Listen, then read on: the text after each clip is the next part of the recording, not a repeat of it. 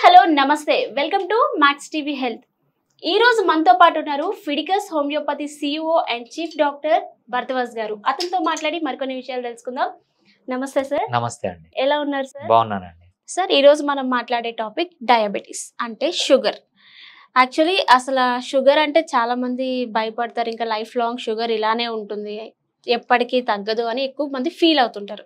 So అసలు ఈ diabetes అనేది ఎందుకు వస్తుంది, మనం ఎలా ఐడెంటిఫై చేయాలి, వాటి యొక్క సిమ్టమ్స్ ఎలా ఉంటాయి, మనకి హోమియోపతిలో ఎటువంటి ట్రీట్మెంట్స్ ఉంటుంది సార్ డయాబెటీస్కి? సో డయాబెటీస్ లేదంటే షుగర్ అండి, చాలా మంది దీని గురించి భయపడాల్సిన అవసరం లేదు అంటారు. కానీ నేను భయపడాలి అంటాను. ఎందుకంటే మీరు భయపడితేనే యాక్షన్ తీసుకుంటారు. అన్నిటికంటే commonest disease, most dangerous disease ఏంటంటే డయాబెటీస్. సింపుల్గా డయాబెటీస్ ఎందుకు వస్తుంది అని చెప్తే, చాలామంది చెప్పినట్లు ఎక్సర్సైజ్ చేయకపోవడము, దానివల్ల దీనివల్ల రాదండి. ఎక్కువ కార్బోహైడ్రేట్ తీసుకోవడం వల్లనే వస్తుంది. మీరు ఎవ్వరు ఏది చెప్పినా ఈ మాట తప్ప ఇంకా ఏది చెప్పినా తప్పే. కొంతమందికి ప్రైమరీ డయాబెటీస్ అంటాము, అది వేరే రకం. 100 మందిలో 99 మందికి వచ్చేది చేతులారా చేసుకునేది. ఏం చేసుకుంటారు వీళ్ళు చేతులారా అంటే, పొద్దున ఒకసారి తింటారు, మధ్యాహ్నం తింటారు, సాయంత్రం తింటారు, రాత్రి తింటారు. మధ్య మధ్యలో కాఫీలు, టీలు, బర్గర్లు, పిజ్జాలు, కూల్ డ్రింక్లు, పొద్దున్న నుంచి రాత్రి వరకు తింటూనే ఉంటారు. తినేదంతా ఏంటి? కార్బోహైడ్రేట్.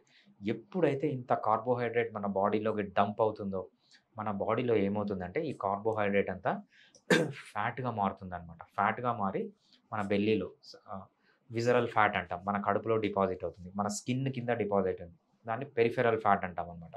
ఈ పెరిఫెరల్ ఫ్యాట్‌గా, ఈ విజరల్ ఫ్యాట్‌గా డిపాజిట్ అవుతుందనమాట. ఎప్పుడైతే ఇది డిపాజిట్ అవుతుందో ఈ ఫ్యాట్‌లో, మనకు అరోమటేజ్ అని ఒక ఎంజైమ్ ఉంటుందనమాట. ఈ అరోమటేజ్ అనే ఎంజైమ్ ఏం చేస్తుందంటే, ఆండ్రోజెన్స్‌ని ఈస్ట్రోజన్‌గా కన్వర్ట్ చేస్తుంది. సో ఎప్పుడైతే ఈ ఆండ్రోజెన్స్‌ని ఈస్ట్రోజన్‌గా కన్వర్ట్ అవుతుందో, దీనివల్ల హైపర్ ఈస్ట్రోజెనిక్ స్టేట్ అంటారనమాట. ఆడవాళ్ళల్లో వచ్చే ఆల్ ది ప్రాబ్లమ్స్ అంటే రీప్రొడక్టివ్ రిలేటెడ్ ప్రాబ్లమ్స్ ఏంటి? పీసీఓడీస్ గానీ, లేకపోతే ఫైబ్రాయిడ్స్ గానీ, లేకపోతే ఎండోమెట్రియోసిస్‌లు గానీ, లేకపోతే ఇన్ఫర్టిలిటీ గానీ, పీసీఓడీస్ గానీ, ఇవన్నీ వచ్చేది హైపర్ ఈస్ట్రోజెనిక్ స్టేట్.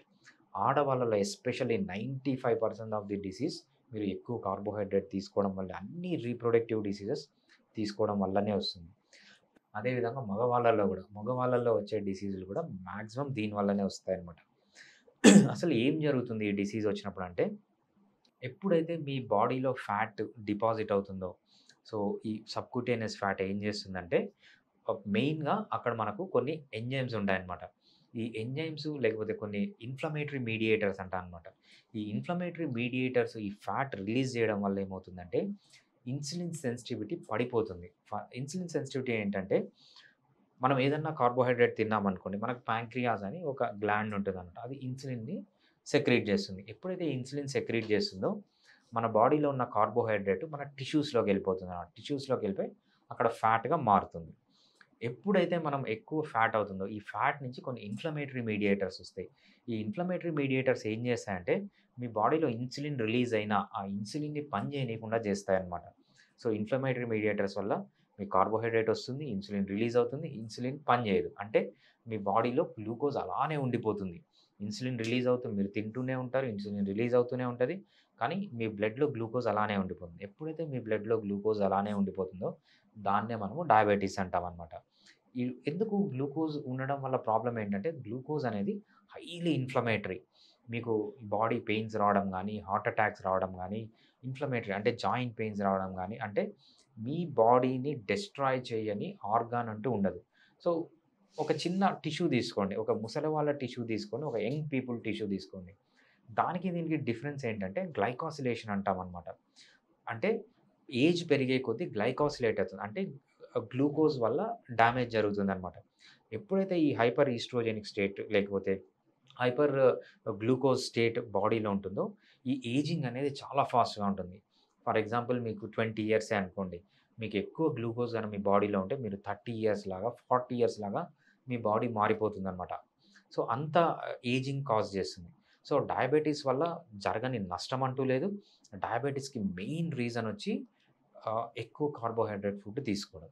సో, ఎప్పుడైతే మీరు కార్బోహైడ్రేట్ తగ్గిస్తారో, ఆన్ టాప్ ఆఫ్ మీరు హోమియోపతి ట్రీట్మెంట్ తీసుకుంటారో, మీకింకా ఏ డి ఏ ప్రా ఏమీ అవసరం లేదు. ఏ సైడ్ ఎఫెక్ట్స్ వచ్చే మెడిసిన్స్ కూడా మీకు అవసరం లేదు. ఇమీడియట్గా మీరు డయాబెటీస్ని తగ్గించుకోవచ్చు. ఓకే. డయాబెటిస్ ఉన్న వాళ్ళు ఎటువంటి ప్రికాషన్స్ తీసుకోవాలి సార్? డయాబెటీస్ ఉన్న వాళ్ళు ఫస్ట్ తీసుకోవాలి ప్రికాషన్ ఏంటంటే లో కార్బోహైడ్రేట్ డైట్ తీసుకోవాలి. కార్బోహైడ్రేట్ దేంట్లో ఉంటుందో ఆ ఫుడ్స్ అన్ని ఐడెంటిఫై చేసి ఎస్పెషల్లీ సీరియల్స్లో ఉంటుందన్నమాట. సీరియల్స్ అంటే ఏంటి? Rice, wheat, maize, jowar, bajra, రాగి, జొన్నలు, సద్దలు, తర్వాత ఇదే మనకు కొర్రలు, అండు కొర్రలు, ఇవన్నిట్లో మనకు కార్బోహైడ్రేట్ ఉంటుందన్నమాట. వీటితో చేసిన ఏ పదార్థాలు, పిండి పదార్థాలన్నీ తగ్గించాలి. అదేవిధంగా ఫ్రూట్స్లో కూడా చాలా హై కార్బోహైడ్రేట్ ఉంటుంది. ఎందుకంటే అందువల్ల అవి స్వీట్ ఉంటాయన్నమాట. సో ఫ్రూట్స్ కూడా తగ్గియాలి. ఓకే. ఇవి 2 ఫస్ట్ వాళ్ళు చేయాల్సిన పనులు. దాని తర్వాత మంచిగా నిద్రపోవాలి. 7-9 అవర్స్ కన్నా నిద్రపోతే ఇన్‌ఫ్లమేటరీ మీడియేటర్స్ అన్నీ రెగ్యులేట్ అవుతాయి. అదేవిధంగా ఎక్సర్సైజ్ చేయాలి. ఎస్పెషల్లీ జోన్ 2 కార్డియో ఎక్సర్సైజ్ అంటామనమాట. జోన్ 2 కార్డియో ఎక్సర్సైజ్ అంటే ఏంటంటే మీరు exercise 1 hour to 45 minutes to 1 hour walking చేయాలి. లేకపోతే స్లోగా స్విమ్మింగ్ చేయొచ్చు. ఏదైనా చేయొచ్చు. జోన్ 2 అంటే ఏంటంటే మీరు ముక్కుతోనే గాలి పీల్చుకోవాలి. ముక్కుతోనే గాలి వదలాలి. అంతకంటే ఎక్కువ ఇంటెన్సిటీతో చేస్తే దాన్ని జోన్ 3, జోన్ 4, జోన్ 5 అంటామనమాట. మీరు మ్యాక్సిమమ్‌గా వాక్ చేయాలి. కానీ మీ ముక్కుతోనే గాలి వదలాలి. ముక్కుతోనే గాలి తీసుకోవాలి. అటువంటి ఎక్సర్సైజ్ మనం జోన్ 2 కార్డియో ఎక్సర్సైజ్ అంటాం. జోన్ 2 కార్డియో ఎక్సర్సైజ్ కంపల్సరీ చేయాలి. దీంతో పాటు స్ట్రెస్ ఫ్రీ లైఫ్‌లో ఉండాలి. ఎప్పుడైతే మీరు స్ట్రెస్ ఫ్రీ లైఫ్‌లో ఉంటారో మీ బాడీలో కార్టిజాల్, అడ్రినలిన్ హార్మోన్స్ తగ్గిపోతాయి. దీనివల్ల డయాబెటీస్ అనేది కూడా తగ్గుతుందనమాట. ఆన్ టాప్ ఆఫ్ ఇట్ మీకు ఏ ప్రాబ్లమ్ వచ్చినా దీంట్లో ఫర్ ఎగ్జాంపుల్ మీరు డైట్ కంట్రోల్ చేసుకోలేకపోతున్నారు, నిద్ర సరిగ్గా రావట్లేదు, ఇన్సులిన్ రెసిస్టెన్స్ చాలా ఎక్కువ ఉంది. వీటికన్నిటికీ హోమియోపతిలో స్పెసిఫిక్‌గా అంటే మీకు ఎందుకు డయాబెటీస్ ఉంది అనే దాన్ని బట్టి మీకు సెపరేట్ మెడిసిన్ ఇస్తే ఏమవుతుందంటే మీకున్న ప్రాబ్లమ్ అనేది క్యూర్ అవుతుందనమాట. సో కొంతమందికి ఇన్సులిన్ రెసిస్టెన్స్ ఎక్కువ ఉండొచ్చు. సో హోమియోపతిలో స్పెసిఫిక్ మెడిసిన్స్ ఉన్నాయి ఇన్సులిన్ రెసిస్టెన్స్ తగ్గియడానికి. కొంతమందికి కార్బోహైడ్రేట్ క్రేవింగ్ ఉండొచ్చు, ఫ్రూట్స్ క్రేవింగ్ ఉండొచ్చు, ఐస్ క్రీమ్స్ క్రేవింగ్ ఉండొచ్చు, స్వీట్స్ క్రేవింగ్ ఉండొచ్చు. ఈ క్రేవింగ్స్ అన్నీ తగ్గించుకోవడానికి మనకు హోమియోపతిలో డిఫరెంట్ పీపుల్‌కి డిఫరెంట్ మెడిసిన్స్ ఉన్నాయి. రైస్ లేకుండా ఉండలేరు, లేకపోతే గోధుమలు లేకుండా, చపాతీ లేకుండా ఉండలేరు. మీకంతా స్పెసిఫిక్ మెడిసిన్స్ ఉన్నాయన్నమాట. అదేవిధంగా స్ట్రెస్ ఎక్కువ ఉంది. స్ట్రెస్‌ని తగ్గించుకోవడానికి కూడా హోమియోపతిలో చాలా మంచి మెడిసిన్స్ ఉన్నాయి. నిద్ర రావట్లేదు, హోమియోపతిలో చాలా మెడిసిన్స్ ఉన్నాయి. ఎక్సర్సైజ్ చేయలేకపోతున్నారు, కొంచెం నడిస్తే ఆయాసం రావడం, లేకపోతే బాడీ పెయిన్స్ రావడం, జాయింట్ పెయిన్స్ రావడం, లేజీనెస్ అనిపించడం, వీటికంతా కూడా హోమియోపతిలో చాలా ఎక్సలెంట్ మెడిసిన్స్ ఉన్నాయి. Without side effect, even single side effect కూడా లేకుండా హోమియోపతిలో మీరు ఎక్సలెంట్‌గా డయాబెటీస్‌ని ట్రీట్మెంట్ చేసుకోవచ్చు. సో అంత ఇంపార్టెన్స్ ఉంది డయాబెటీస్‌లో హోమియోపతికి. ఇవి కూడా చాలా ఎఫెక్టివ్‌గా పనిచేస్తాయి. ఏ సిస్టమ్ ఆఫ్ మెడిసిన్స్ తీసుకున్నా హోమియోపతిలో మందులు చాలా ఎఫెక్టివ్‌గా పనిచేస్తాయి ఈ డయాబెటీస్‌లో. ఓకే. లైక్ ఇప్పుడు డయాబెటిస్ ఉన్నవాళ్ళు మీరు ఎక్కువ కార్బోహైడ్రేట్స్ తీసుకోవద్దన్నారు కదా సార్. మరి డయాబెటిస్ ఉన్నవాళ్ళు ఎటువంటి ఫుడ్ తీసుకోవాలి సార్? ఎటువంటి రైట్. డైట్ ఫాలో అవ్వాలి? రైట్. సింపుల్ అండి. కార్బోహైడ్రేట్ డైట్ తగ్గించి మీరు తినాల్సిన ఫుడ్ మెటీరియల్ ఏంటంటే ఫస్ట్ మంచి ఆకుకూరలు తీసుకోవాలి. ఆకుకూరలు, కాయగూరలు అంటే దుంప కూరలు కాకుండా దుంప కూరల్లో మీకు మళ్ళీ ఎక్కువ ఉంటుందన్నమాట కార్బోహైడ్రేట్. దుంప కూరలు కాకుండా మంచిగా ఆకుకూరలు, కాయగూరలు ఎంతన్నా తినొచ్చు. ఒక చిన్న కప్పు తింటారా? లేకపోతే పెద్ద గిన్నె తింటారా? ఇంత పెద్ద గిన్నె తింటారా? తినండి. ఆకుకూరలు, కాయగూరలు ఓకే. బాగా తినండి. ఓకే. దాంతో పాటు నాన్ వెజిటేరియన్ తీసుకునేవాళ్ళు మంచిగా తీసుకోవచ్చు. చికెన్, మటన్ ఇంకా వేరేవేమన్నా తినేవాళ్ళు. సో చైనీస్ ఫుడ్ ఎవరన్నా చైనా వాళ్ళు తినే ఫుడ్ తిన్నా కూడా తినొచ్చన్నమాట. మంచిగా చికెన్, మటన్, బీఫ్, పోర్క్ ఏదన్నా తినొచ్చు. సో దీనివల్ల కూడా మీకు డయాబెటీస్ అనేది పెరగదనమాట. సో నెక్స్ట్ ఆయిల్స్ చేంజ్ చేయాలి. చాలామంది ఏం చేస్తారంటే రీఫైన్డ్ ఆయిల్స్ తీసుకుంటారు. అవును. రీఫైన్డ్ ఆయిల్స్ అనేవి చాలా మంచిది కాదు. సో దాన్ని కోల్డ్ ప్రెస్ ఆయిల్స్ అంటే గానుగ నూనె అంటారు. మనము ఎస్పెషల్లీ హైదరాబాద్‌లో ప్రతి ఒక్క చిన్న గల్లీలో ఇప్పుడు కోల్డ్ ప్రెస్ ఆయిల్స్ దొరుకుతున్నాయి. ఆయిల్స్ తీసుకోండి. ఫస్ట్ బెస్ట్ ఆయిల్ వచ్చి coconut oil. Next best oil వచ్చి మీకు పల్లి ఆయిల్. థర్డ్ వచ్చి ఆవ నూనె అంటారు. ఈ మూడిట్లో ఈ 3 ఆయిల్స్ వాడండి బెస్ట్. ఆలివ్ ఆయిల్ కూడా మంచిది. కాకపోతే ఏంటంటే మనకు olive oil, original olive oil, కల్తీ లేని ఆలివ్ ఆయిల్ దొరకడం చాలా కష్టం అనమాట. దొరకట్లేదు. సో అందుకు మీరు ఈ 3 ఆయిల్స్ తీసుకోండి. మంచిగా నట్స్ తీసుకోవచ్చు. నట్స్‌లో కూడా 3 ఇంపార్టెంట్ నట్స్ ఉన్నాయన్నమాట. ఫస్ట్ మనము ఆల్మండ్స్. ఆల్మండ్స్ అనేవి చాలా మంచి నట్స్. సో దాంతో పాటు మీరు బాదాం తీసుకోవచ్చు. పంకిన్ సీడ్స్ తీసుకోండి. పంకిన్ సీడ్స్ అనేవి చాలా మంచిది. ఎవ్రీడే ఎంత కావాలంటే అంత తీసుకోవచ్చు ఈ పదార్థాలు. దాంతో పాటు రెగ్యులర్‌గా చియా సీడ్స్ గానీ, ఫ్లాక్స్ సీడ్స్ గానీ తినండి. అవి కూడా మంచిది.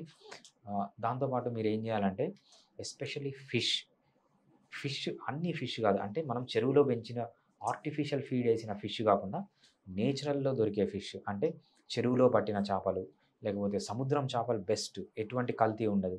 సముద్రం చేపలు రెగ్యులర్‌గా తీసుకోండి. మీకేంటంటే ఒమేగా 3 ఫ్యాటీ యాసిడ్స్ పెరిగి సో, బాగా ఇన్‌ఫ్లమేషన్ అనేది తగ్గి డయాబెటిస్ కూడా కంట్రోల్‌లోకొస్తుంది. అదేవిధంగా మీరు గన వెజిటేరియన్ అయితే మీకు చియా సీడ్స్, ఫ్లాక్స్ సీడ్స్ తిన్నంత మాత్రాన మీకు ఒమేగా 3 ఫ్యాటీ యాసిడ్స్ రావు. మీరు కంపల్సరీ క్యాప్సూల్స్ తీసుకోవాలి. ఫిష్ క్యాప్సూల్స్ అని దొరుకుతాయి. ఈపీఏ, డీహెచ్ఏ ఈ కాంబినేషన్‌లో ఉన్న ఫిష్ క్యాప్సూల్స్ మనకు అమెజాన్‌లో దొరుకుతున్నాయి. సో, కొన్ని క్యాప్సూల్స్ ఏంటంటే ఈపీఏ సెపరేట్‌గా అమ్ముతున్నారు. డీహెచ్ఏ సెపరేట్‌గా అమ్ముతున్నారు. అది కాకుండా ఈపీఏ, డీహెచ్ఏ 2 కలిసి ఉన్న క్యాప్సూల్ తీసుకుంటే అది హెల్త్‌కి చాలా మంచిదనమాట. ఇవన్నిటితో పాటు హోమియోపతి ట్రీట్మెంట్ తీసుకుంటే సో, ఇంతకంటే మంచి ప్రికాషన్స్ మీకనేవి ఉండవు. చాలా బాగా ఎక్స్‌ప్లెయిన్ చేశారు sir. Thank you so much. Thanks అండి.